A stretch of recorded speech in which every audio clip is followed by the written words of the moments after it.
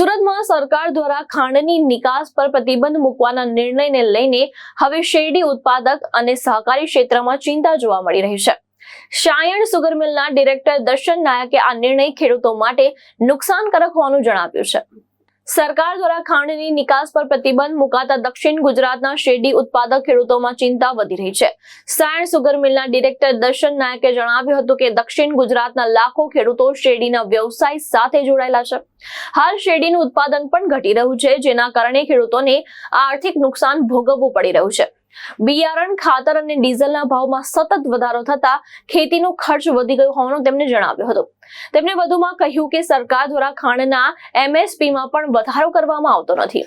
ખાંડની નિકાસ રોકવાના નિર્ણયથી ખેડૂતો ઉપરાંત સહકારી સંસ્થા પર પણ વ્યાજનો બોજ વધશે તેવી ચિંતા વ્યક્ત કરવામાં આવી છે। દર્શન નાયકે માંગ કરી હતી કે જો સરકાર ખાંડની નિકાસ અટકાવવા માંગતી હોય તો એમએસપી 31 રૂપિયાથી વધારીને 40 રૂપિયા કરવામાં આવે। તેમણે ખેડૂતોના હિતમાં ડીઝલ, ખાતર અને બિયારણના ભાવમાં ઘટાડો કરવાની પણ માંગ ઉઠાવી હતી। ભારત દેશમાં ખાંડનું ઉત્પાદન છેલ્લા 3 વર્ષમાં દિવસે દિવસે ઘટતું જાય છે અને એની સામે નિકાસની પણ જે મર્યાદાઓ છે દિવસે દિવસે ટૂંકી થતી જાય છે। ખાસ કરીને ગુજરાત અને દક્ષિણ ગુજરાતના મોટા પ્રમાણમાં લાખો ખેડૂતો આ શેરડીના વ્યવસાયની સાથે સંકળાયેલા છે। છેલ્લા ઘણા વર્ષોથી જે રીતે ખેડૂતોને શેરડીનું ઉત્પાદન આવવું જોઈએ એ ન આવવાને કારણે સહકારી સંસ્થાઓમાં પણ મોટા પ્રમાણમાં શેરડીનો પુરવઠા અંગે સહકારી સંસ્થાઓ જે 170થી 80 દિવસ ચાલતી હતી, દિવસે દિવસે એ સંસ્થાઓનો સમયગાળો પણ ધીરે ધીરે ટૂંકો થતો ચાલ્યો।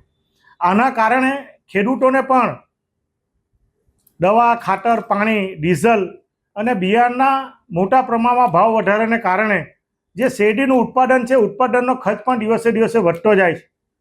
કેન્દ્ર સરકાર અને રાજ્ય સરકાર પાસે કોંગ્રેસ પક્ષ અને અમારા દ્વારા પણ વારંવાર રજૂઆત કરીને જે ખાંડની જે એમએસપી છે જે હાલમાં 31 છે એ 40 રૂપિયા સુધીની માંગણી કરવા છતાં પણ કોઈ પણ રાજ્ય સરકાર અને કેન્દ્ર સરકાર આજ દિન સુધી ખેડૂત હિતની વાત કરી નથી। આના કારણે દિવસે દિવસે શેરડીને બદલે લોકો બીજી ખેતી તરફ વળતા જાય એ પ્રકારની પરિસ્થિતિનું નિર્માણ થયું છે। હાલમાં જે પ્રકારે કેન્દ્ર સરકારે સપ્ટેમ્બર 2026 સુધી ખાંડની નિકાસ બંધ કરવાનો જે પરિપત્ર કાઢ્યો છે એ ખેડૂત વિરોધી પરિપત્ર છે। સહકારી સંસ્થાને ખેડૂતોને પણ મોટા પ્રમાણમાં આનાથી નુકસાન થવાનું છે। જે ઉત્પાદન બનેલી ખાંડ જે છે એ ખાંડનો જે જથ્થો છે એ આજે સુગર ફેક્ટરીના ગોડાઉનમાં પડેલો છે। એની ઉપર ઓવરડ્રાફ્ટ અને વ્યાજની રકમનો પણ દિવસે દિવસે એનો વધારો થવાનો છે અને આને લીધે સહકારી સંસ્થાઓ પણ મોટા પ્રમાણમાં વ્યાજનું ભારણ પણ ઊભું થવાનું છે।